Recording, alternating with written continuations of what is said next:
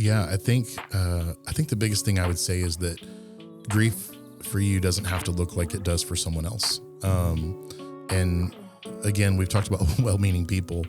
Don't let well-meaning people discourage you into thinking that you're not doing something right because your grieving process looks different. Don't shy away from the emotion of it. Don't shy away from the reality of what you're experiencing. And in my case, it was the death. It was a family member who died.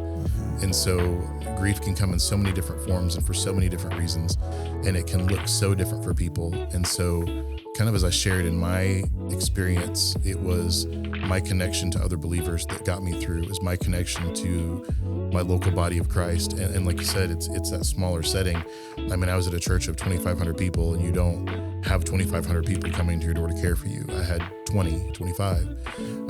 But that's your local body of Christ in action. And so get connected. Don't live on the outskirts. Don't hide from it. Don't try to fill it with something else. Don't try to ignore it or avoid it, because that's the thing. I don't feel like I ignored it. I just think it took a while for me to accept it. Yeah. And that's okay. And people need to know that that's okay. Your process is going to look different from someone else's, but let it happen. Let it happen when it needs to happen. Experience it, accept it, and figure out how to get up the next day and move on.